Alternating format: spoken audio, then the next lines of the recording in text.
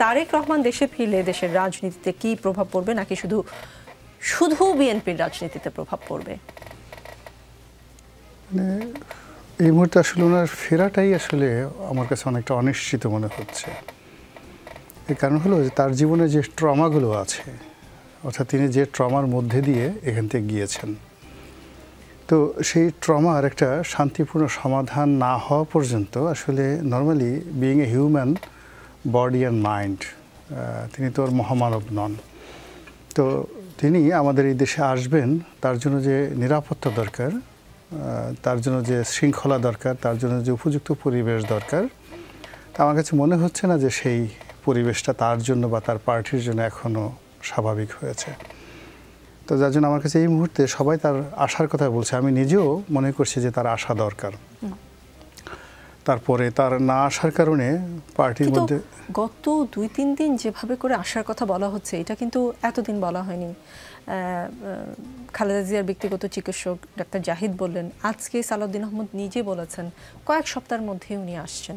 তার পাসপোর্টের একটা আপডেটের খবর আমরা জানি।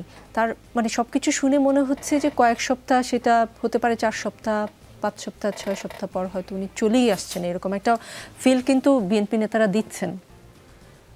না, আমি তো আসলে দলের অভ্যন্তরীণ কোনো খবর রাখি না, তারা প্রকাশ্যে বলেছে। তো বলছি মানে অভ্যন্তরীণ ডিসিশন কি এই বিষয় নিয়ে জনাব তারেক রহমান সাহেব বা সালাউদ্দিন সাহেবের সঙ্গে আমার কথা হয়নি, কিন্তু বাইরে থেকে তার আসার ব্যাপারে যে একটা ভাইব তোলা হচ্ছে, আমার কাছে মনে হচ্ছে যে এটা পার্টির জন্য খুব বেশি একটা ভালো ফলাফল বয়ে আনবে না।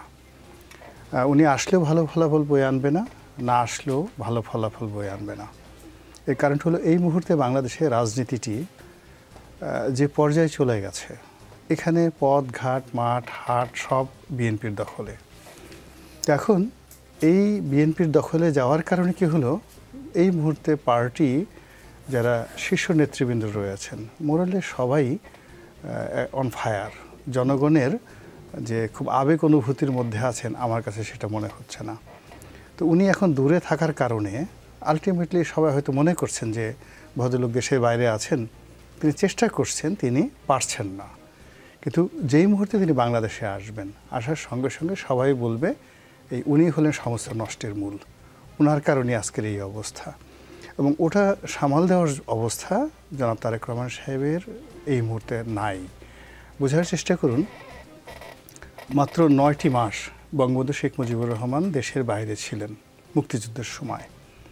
ওনার মতো এ পলিটিক্যাল জিনিয়াস বাংলাদেশে আসার পরে তিনি বুঝতে পারেননি তাজউদ্দিন সাহেব কী করেছেন, তিনি বুঝতে পারেননি যে মুক্তিযুদ্ধটা কিভাবে হয়েছে, তিনি বুঝতে পারেননি যে মুক্তিযুদ্ধের সময় তার ভাগ্নে শেখ ফজলুল হক মনি এবং তার বন্ধু খন্দকার মোশতাক কী কাজ করেছে। এবং তার সেই না বুঝতে পারার কারণে উইদিন 15 ডেজ, 15 দিনে পুরো মুক্তিযুদ্ধের যে ইতিহাসের যে কোর্স অফ অ্যাকশন পুরোটা এলোমেলো হয়ে গিয়েছে। তো সেই যদি হয় তার অবস্থা, যখন বাংলাদেশের সবচেয়ে মেধাবী মানুষগুলো তার বন্ধু ছিল, সবচেয়ে মেধাবী মানুষগুলো তার ভ্যানগার্ড ছিল, তো ফজল হোসেন মানিক মিয়ার মতো মানুষ, ইত্তেফাকের মতো পত্রিকা, ব্যারিস্টার মইনুলের মতো মানুষ, কর্নেল উসমানের মতো মানুষ, এবং যে সকল ছাত্র নেতারা ছিলেন যারা তার চোখের দিকে তাকিয়ে কথা বলতেন, বঙ্গবন্ধুর চোখের দিকে তাকিয়ে কথা বলতেন, এটা হবে না। আর এখন জনাব তারেক রহমান আজকে যেটা দেখলাম, উনি ওনার একটা প্রাইভেট রুমে একটা বিড়ালের সঙ্গে দুষ্টুমি করছেন, বিড়ালের লেজ ধরে টানাটানি করছেন, সেই দৃশ্য তিনি শেয়ার করেছেন এবং সেটা ভাইরাল হয়ে গেছে। এবং যারা এটা ভাইরাল করছে তাদের কাছে ওই বিড়ালের গুরুত্ব এবং বিড়ালের লেজের যে গুরুত্ব, এটা আমি কল্পনাও করতে পারছি না। তো যেখানে বিএনপির বর্তমান যারা নেতাকর্মী, তারা কয়জন ওই বিড়ালের লেজের দিকে তাকিয়ে কথা বলার সাহস রাখে, এটা আমি বলতে পারবো না।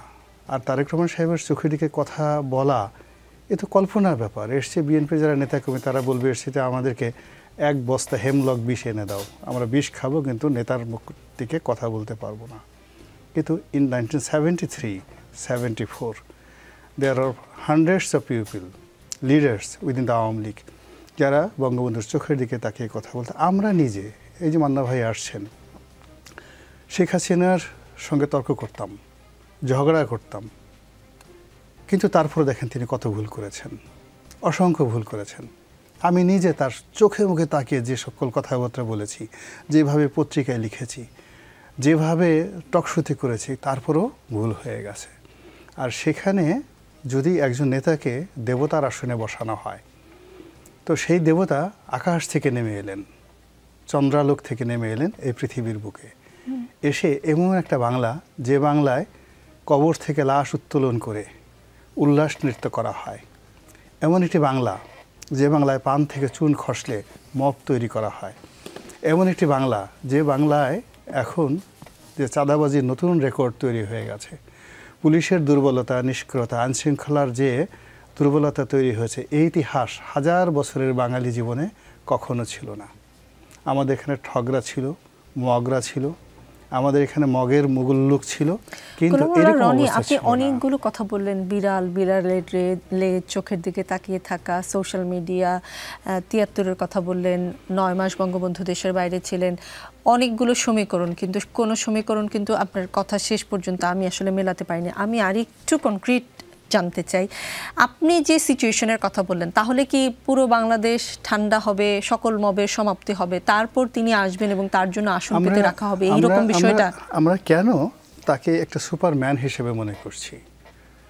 যেমন ধরুন, এখানে নাগরিক ঐক্যের মাহমুদুর রহমান সাহেব আছেন, জামাতের আমির আছেন, অন্য একটা রাজনৈতিক দলের প্রধান আছেন। আমরা যদি তারেক রহমান সাহেবকে একটা রাজনৈতিক দলের প্রধান হিসেবে মনে করি, তিনি আসবেন তার দলের জন্য, দেশের জন্য, নির্বাচনে তার প্রয়োজনে। কিন্তু অ্যাজ ইট ইজ বিএনপির যারা লোকজন, তারা সবাই এরকম একটা প্রচার করার চেষ্টা করছেন, বা জনগণের মধ্যে এরকম একটা ভাইব তোলার চেষ্টা করছেন যে উনি আসার সঙ্গে সঙ্গে সব কিছু রাতারাতি পরিবর্তন হয়ে যাবে। আপনি বলছেন রাতারাতি পরিবর্তন হবে না, তারেক রহমান সাহেবের জন্য খুবই বিরাট একটা লায়াবিলিটিস হয়ে দাঁড়াবে। এই হলো কথার মধ্যে মানে জি।